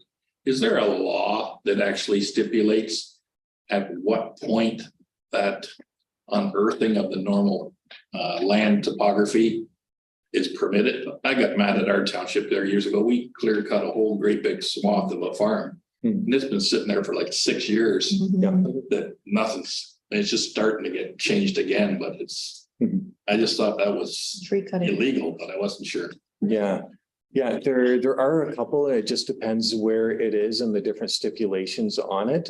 Usually, and Matt can correct me if I'm wrong here, but usually it's a site control alteration bylaw. And that's in control of municipalities. We have our regulation, but it doesn't hit all areas. So it wouldn't hit usually the tops of hills. It's only in our regulated area where it would apply. And so as long as and this is a difficult part, as long as it meets the test, then it can be approved. But I agree that sometimes it makes more sense to phase it when you're ready for development. And that's really what site alteration control bylaws are meant to do, is be able to achieve that. On our regulation, we would look at sediment erosion control barriers to prevent that sediment from moving off. But doesn't hit wind erosion, for instance. So we do have some limitations there, but go ahead, Matt. I know there's more to it. So Large cities also struggle with this exact aspect. So we'll come in for pre-site conditions and they'll want to get early servicing or something like that. So they'll do it a pretext. I'm going to go install my sewage and gas and whatever. So they'll do that and then they'll pause the project for like 5 years, 10 years. And some of the utilities and stuff that they installed will have to be replaced, but they just lost their funding or something in the process. And through the site plan control methods, it's not always nailed down as tight as people want it so that they progress through the construction.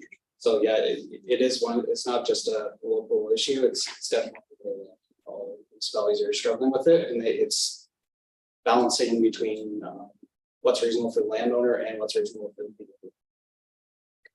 So we have Kawartha Lakes has a site preparation bylaw, and it really doesn't have a lot of teeth because we don't have tree preservation bylaws. So they kind of go hand in hand. If you have tree bylaws, they can't come in and just clear cut, right? So I don't know if your municipality has tree bylaws, but At the time, it was more of a momentum for the whole idea of this expansion, which is going to be so magnificent, right? yeah, But it wasn't well thought out, I don't think, and it hasn't come to fruition. yeah. Anyway, they go hand in hand, Yeah, well, tree bylaws. there's certain laws that you can't go in until a certain period of time after the birds have Yeah, nested. Yeah. To take down trees, whatever. Yeah. And I understand the bigger scope when you're trying to manage a large project, but I just thought we handled it really poorly. great. Okay, so any other, sorry, Priya, Thanks and for then, raising it, Jerry, because that's exactly what was in my mind after those last comments, exactly that. And, it happens all the time with subdivisions, and there is a bylaw that says, within actually 30 days of doing something, and they're quite strict and they fall apart all the time. they do. One example of presentation we saw at the Durham Environmental Advisory Committee a few years ago was when the 407 was built, that there were extremely strict limits on how long those that material on the side was allowed to be left bare, and apparently it was like very heavily monitored, regulated. And they actually succeeded in most of those instances, like getting seed cover or something to hold it down quickly, because that somebody was managing that one. And when that was impressive. But yeah, we see other ones fall apart constantly, and you see that material going into the water, and you see the wind erosion. Because they get left for years.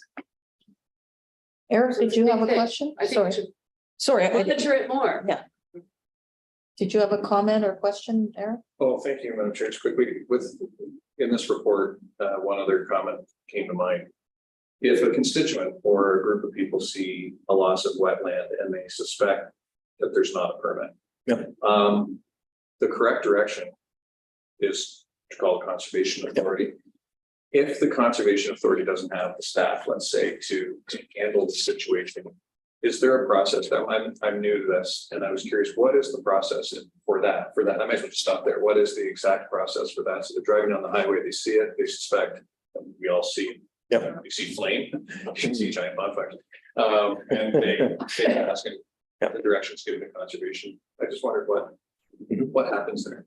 Yeah, so in those cases, we accept those complaints, and we have an online complaint form as well that help to identify where is it, so we're able to trace it a little bit more. But once we get those complaints, or we know it's something ourselves in the as we're out and about in the watershed, then those are forwarded on to our compliance officer. And then it's up to our compliance officer to evaluate those. And in doing so, there's a couple things at work. One is a statute of limitations. So we have 2 years from the time that we find out about it. So it's not, it used to be from the time that the activity occurred, which was very difficult to prove. So it got switched around through the legislative processes to be from the time we find out about it, which is a little bit easier for us to prove at that point. And then it's a discussion at that point with the landowner and just identifying what course of action is needed to bring it to a resolution. So we have 2 years for items like that to react and figure out whether or not we can resolve it through a violation notice that would result in some actions. It could be a compliance permit, compliance agreement, or it could be courts. Another option is maybe it's not in our jurisdiction, which we do get sometimes. So even though it might be clearing of trees, for instance, it might be entirely out of our jurisdiction. And we do get, jurisdiction in terms of regulated area within the watershed, but sometimes we do get reports outside our watershed as well. Thank you. Yeah. Tracy, for you, that leads me to a question. So sometimes with City of Kawartha Lakes, there's 4 different conservations, and we do have a development that is being impacted by 2 different conservations. Is there one that would take the lead on that project, or do you peer review, or how do you actually? It depends which exact context. So if it is on the planning side, then we'll work it out. If it's a violation, so if there's work that's done without permission, it would be specific to whose jurisdiction is it in. So it just depends on what the topic exactly is. So with the new policy changes, is there peer reviewing done on some of these planning projects? So on the planning side, if this is planning, because the two are a little bit different, but so compliance is when there's activity on the landscape without a permit, permitting activities, and then planning, which sets up the stage for action on the landscape. So on the planning side, yes, and on the permitting side or compliance, there can be peer review processes in the mix. Yeah. And that goes from anything from geotechnical to engineering, natural heritage, and we have some expertise within our staff to do some of those, but some of them, when we're not comfortable and we know where the line is, then we have to contract externally for those. Okay, any other questions, comments? Just a comment, we have our environmental advisory committee in the city, and we have Barry Snyder, Yeah. who has taken upon himself to go and map all the wetlands in Kawartha Lakes that have been filled in or whatever. So it's it's daunting, actually, just as a comment. And I have his maps and that was the question. That's kind of along those lines is like, I want to make sure I'm getting education from all the different, pieces. So yeah, thank you for that. In my ward, I reported a couple myself to the LSRCA. And I know that some of them have been followed up with. Certainly they run out of time to be able to attend to all of them, and some of them are less significant in their minds than my mind or my constituents' minds. But certainly the online process does work.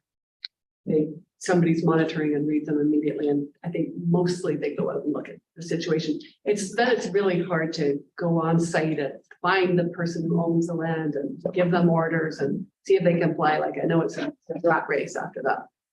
I think with Nancy's, the new data mapping and whatever, it's like gonna change all that somehow. I'm hoping, because it's like right there and you're going, oh my God, that was filled in. Yeah. Like it was there last year, but what's happened anyway? So that's gonna be a real plus.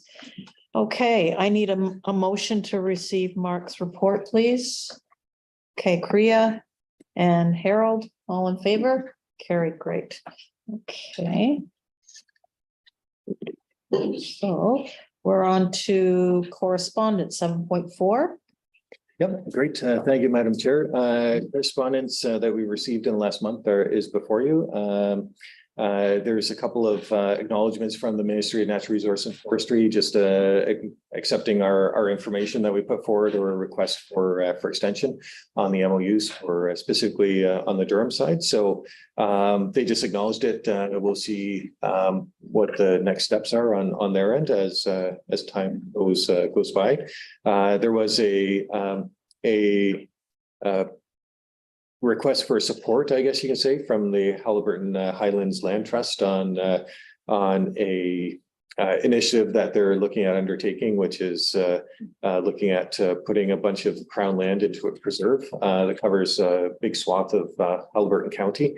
And then there is the minister thought this would be just of interest in general, which is the Municipal Affairs and Housing, the new minister, just identifying some of the changes back to put lands back in the greenbelt.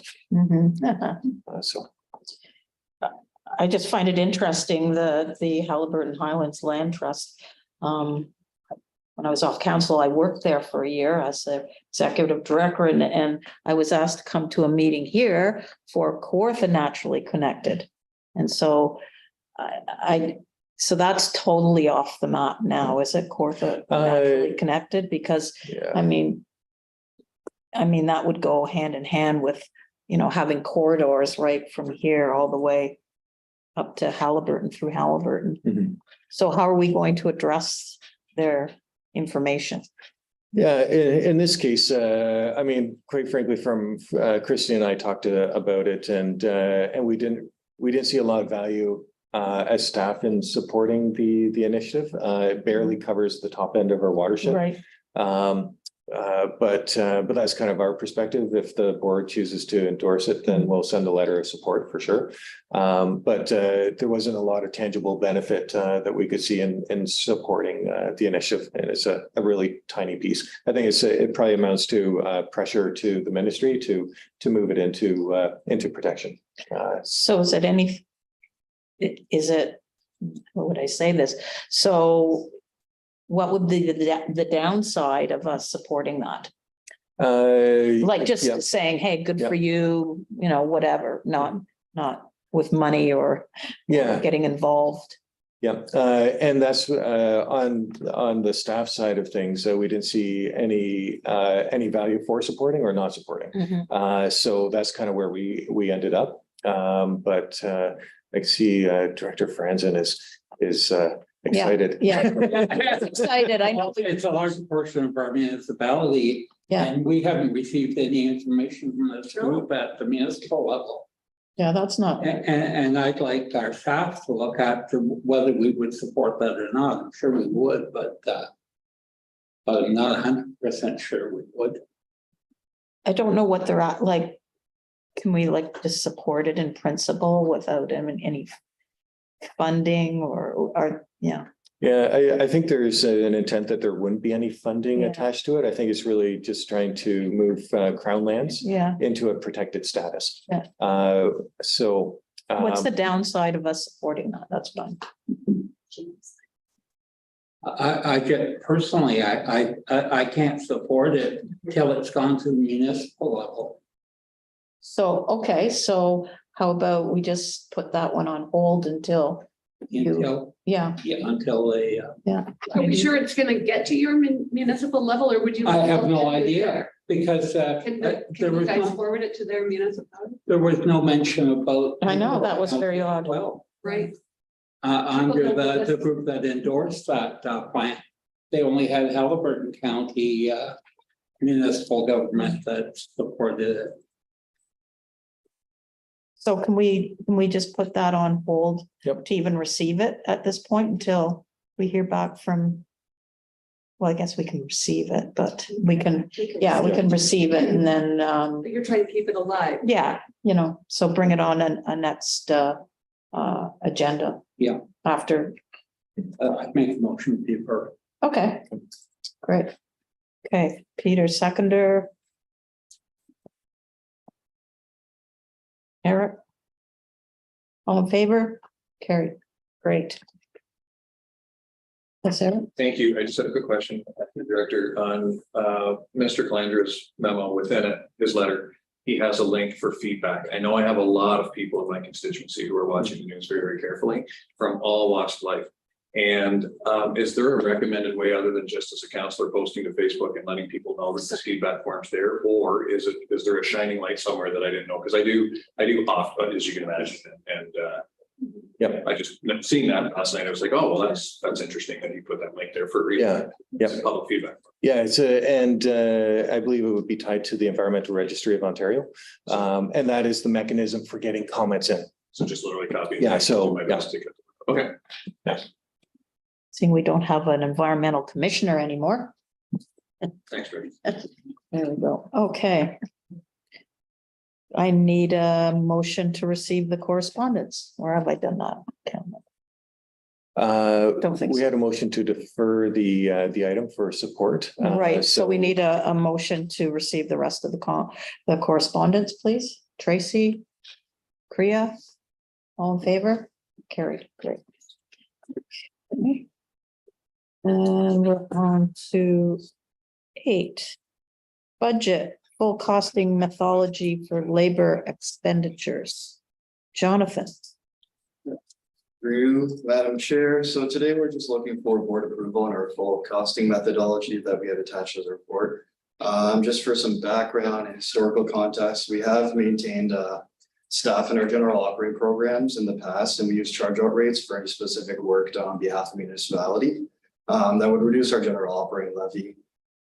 With this new legislation and the categorizations from categories 1, 2s, and 3s, we are seeing, we've done a deep dive into just where staff are spending their time so we can develop an appropriate budget for that. It does create we're looking at more cost centers than staff we have. So we do have staff that might be allocated between 5, 6 different projects. So it's just a good time to look at our methodology and how we are charging out staff. So I had proposed a costing methodology within this budget, and kind of the key pieces behind this is a more updated rate. There is no overall impact to the budget. It's a $0 impact. It's just how we allocate stuff across different programs and services that they're working on. And that it doesn't identify specific individuals as another key component. So we can have these charge rates that staff are using to say build a program or budget into the future. So just without going into super specific details, we had looked at just developing our job rate plus benefits over billable hours. Our job rates, we had looked at our grade system. So we have a 7 grade system for different types of roles at the organization currently. And looking at a 50th percentile or average of those to kind of consider the where staff might be along the different levels within a grade. And benefits costs, which there's a myriad there from all the different employer expenses we incur, from group benefits to taxes, employer health taxes, and so employee assistance programs. And then just developing like a baseline on billable hours, which we traditionally have used as approximately 1,568 hours per year, after accounting for, stat holidays, training days, vacation, etc.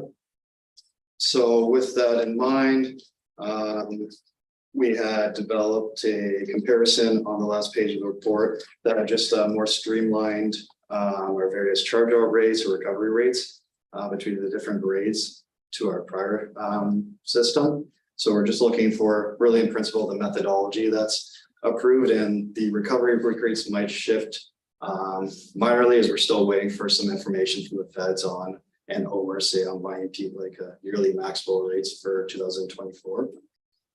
Just to move forward in developing a budget there. So that I can answer any questions on that. Great, thank you. Any questions? Yeah. Thank you, through you, Madam Chair. Does this follow along with what other CAs are doing now? Yeah, everyone's a little different, but I know we have a pretty good network. I've got a pretty good one on my finance network and my HR network. So I have chatted with like Toronto Region. This is a similar model they use, Lake Simcoe. Everyone has a little bit of variation, some are a little just with the different drivers they use, but I'd say a similar model for working on staff. But it does really make sense to organize the information in this way so that you can look at the real cost of For sure. average. Yeah. Okay, thanks so much. Yeah. Okay, any other questions, comments? Okay, can I have a motion to receive John's report, please? Make a motion to support. Okay, Peter, seconder? Jerry? All in favor? Carried, great. Okay, 8.2, updated fee schedule, Mark. Great, thank you. And I'm handling this one in Christie's absence. So we did take a look at our different departmental areas and determined that in corporate services and IWM, the fees were reasonable at this point in time. On the stewardship side, there's been some changes that have been proposed in the various fee schedules that apply to conservation areas, stewardship, and education community programs. As are outlined in the report. We do know that there is a minister's freeze right now on planning and regulation fees. So, although there's some background work that we can do for this year, we focused on making sure that we get permits out the door and comments on our planning files. So. We do recognize that there will be some shifts. Hopefully, we'll see what happens with the next year and whether or not there's a continuing freeze or whether or not it expires. But we'll progress accordingly. So these are really the changes to the three program areas in stewardship and conservation lands, as I had mentioned. So there's been some restructuring, and Schedule 3 is the one that deals with conservation area fee schedules. And what we've done is we've changed it around so that there are private events a little bit more defined. So what we are seeing is that people are having a greater interest in renting out space for the area. So before we had it as a field center and group camp, and now it's the area or segment of the area. So that's where we've renamed it. The actual title, and there's an option for third-party vendors because we were seeing that people were interested in bringing vendors on site, and tied in with that is, of course, opening gates for the vendors, make sure the site's secure. There's the follow-up after, and that does follow one of the GTA type fee schedules as well. So this is a similar structure to what they have, and is based on what we saw in the previous year. There's a few extra notes that are added to the fee schedule, and those are identified in the first attachment to this board report, and all the changes are identified in red. There's been a few additions, a few subtractions where we haven't seen the interest in rentals as well. So that's in the fee. An example of that is the field center. We used to rent out on full day and half day, but we're just not seeing half days. So why have the fee at that point? So we've removed that. There is a proposed increase on our conservation areas pass. That's something that's probably near and dear to a bunch of people. So to highlight, and so there is a proposed increase of $10 to the annual pass and the senior citizen pass. And the rationale for that is that we did not have paid parking previous to this. It was only Ken Reed. Now it's in all the CAs. So provides them the greater benefit on that front. On the stewardship fee schedule, it's really been all the changes have been aligned to the gardening guides that we have, and that's really how the costs are kind of worked out, and it's a little bit clearer and simpler, I think, for everyone. And on the education fee schedule, same deal. So we've instead of working out whether or not someone's coming here or to the classroom, we go to their classrooms, or whether it be whether we deliver 1 or 2 hours, we're just explaining what exactly the lessons are. So instead of, if it's this, or there might be a discount if you have 2 hours, it takes an hour to deliver this program, or 2 hours to deliver this, and we're not segregating whether it's in class or whether it's here. What we are finding is that we rent out the field center as part of the fee if it's here, or we drive to the schools, and that works out about the same. So it's still on a cost recovery model. And the only other notable point I'll mention in there is the removal of the watershed stewardship program. We saw that was causing some confusion in terms of the application of that. So we've removed that, and it's been a retool of that program. So those are the highlights. And the only other thing I'll mention is the resolution is one that we'll tweak out a little bit, and that's just to acknowledge as approval of the public consultation of the fees, so they can be endorsed after a 30-day period and brought back to the board. Great. I just have a quick question. How long have we had overnight camping? A very long time. Really? I wasn't aware of that. Yeah, and it's right now, sorry, I interrupted you a little bit there, but I'm excited about this. Because I don't remember seeing that, and I'm going, oh, you can make money out of that. That's great. Yeah. So we have had the group camp open, and but it's explicit to groups. So it has to be like scouts or some other kind of group that's doing that. So we don't rent out for individuals. And like I say, it's limited right now to that one area. In our strategic plan, we did identify for Ken Reed that there might be an option for maybe other camping opportunities, but we haven't progressed that yet. So. Eric, great. Yeah, sorry. Oh, no. Through Madam Chair, could I open the conversation about the seniors? Sure. Yeah. I just wanted, just for the record, to say, when I read that, you hate to interfere, but I just, in so many examples, I see their pensions or whatever they have being static, and their whole world around them is inflated. Everything, inflation is going up and everything. And I'm curious to see a senior who would be taking advantage of the logic of the multi-conservation authorities. I think most people that come, they go to the one that they love, and that's close. And I just, out of principle, I just wanted to say that I'm really reticent to seeing an increase for seniors in this climate. So I just wanted to put that out there. I'm sure there was no lack of compassion in the thought. I just wondered if we could talk, if that could be spoken to. I agree. I wouldn't feel right with bringing it. That was my immediate thought when I heard it. So this is going to the public. So it's coming back.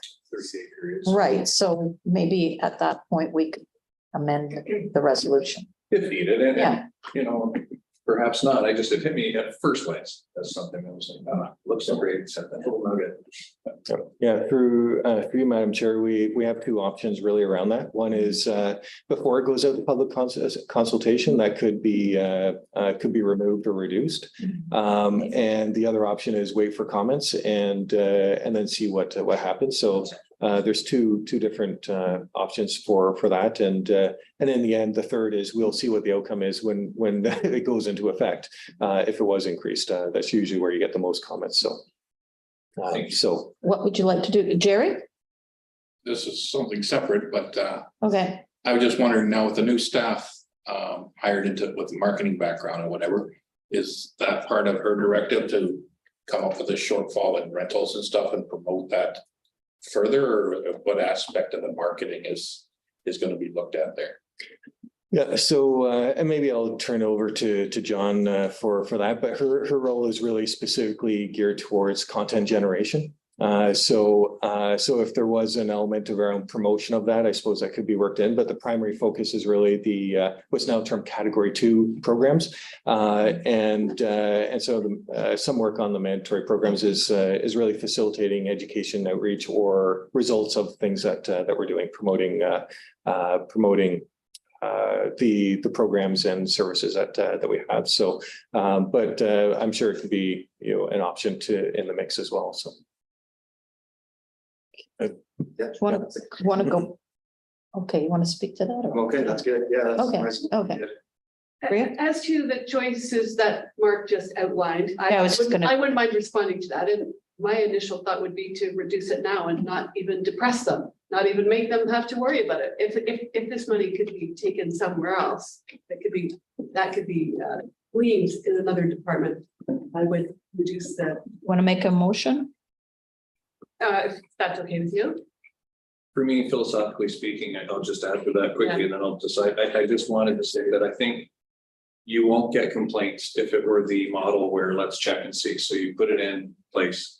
I doubt very much that you'll get a senior response that would say, oh, that's really bothering me. Yeah. And to me, that's the point though, is that I think it's an ideological decision we're making where seniors get to be excluded from conversations that, it might only be 20 seniors, and I bet none of them would complain about the $10 increase. Exactly. So for me, it's a philosophy of when I see seniors an increase in this climate, I would support a motion that says we're gonna remove them. You see, I feel exactly the same as you, and that's why I don't even want it to get to the point where they complain, because they won't complain. I 100% that's it, agree. yeah. That's why I drop it now. That was There, one of make the your motion. choices.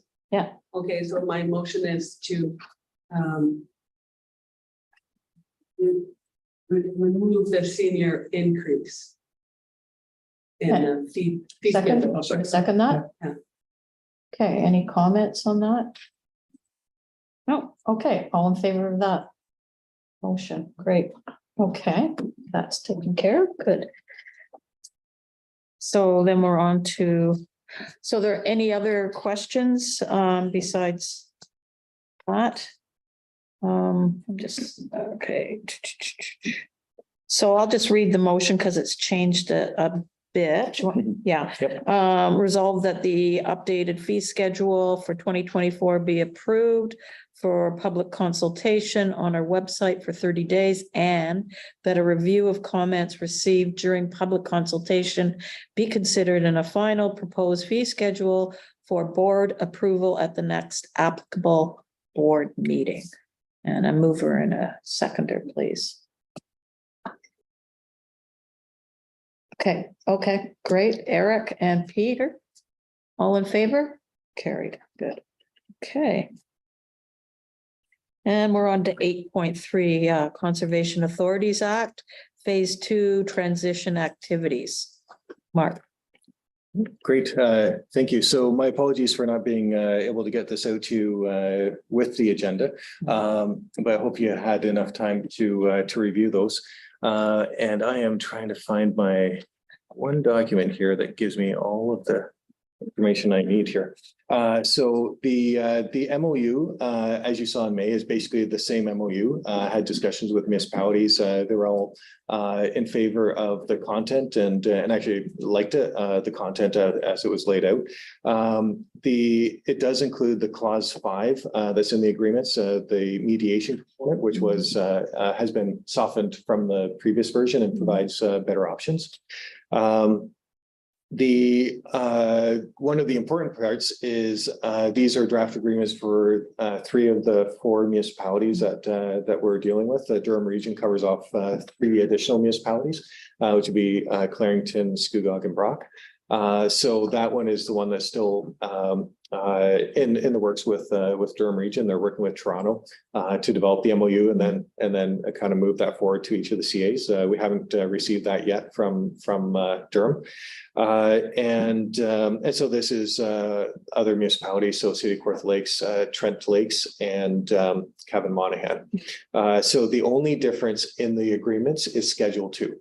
So if you read one, you've read them all, aside from that one schedule. So that's the Schedule 2 is Category 2 changes or Category 2 programs and services. So Cavan Monaghan, there's no existing service level agreement or things that are approved by council at this time that meet that category. For Trent Lakes, it's the 2 floodplain studies. And City of Kawartha Lakes, it's the Lake Management Plan implementation, Dalrymple, and there's a service level agreement for the risk management official. So those are the key elements. There are a couple additional clauses that have been added to the agreement, and that follows my email that was attached to the MOUs. And that is clause 9, which identifies Category 3 programs and services. So there's an element in the legislation as I'm running through the kind of last pass. There's a couple elements that were not identified, and that was Category 3. The province can identify programs and standards for those programs as well. So that's been included just for additional kind of clarification. There's clause 11, which was specifying fees for Category 3. It's very similar to Category 2, but it's just explicit that applies to Category 3 as well. And that was identified in the legislation. It had to be in the agreement. And then the last change was on Category 2. There was the identification that the amendments to schedules may be made by staff periodically, but it was combined with Category 2, and it should be separated out as an individual point because that ties in with the annual budgets that would have to get updated as well, or any Schedule 3 changes. So now there's independence of that clause from the Category 2 programs. So those are the updates, and other than those schedules are now filled out. So that really kind of rounds out my I don't know what you want to call it, description of the MOUs. So they fully comply with legislative requirements, and the schedules are filled out. So Okay. Any questions? No? Okay. So should I read the resolution, or I guess everybody's got that one. So we'll just need a mover and a seconder.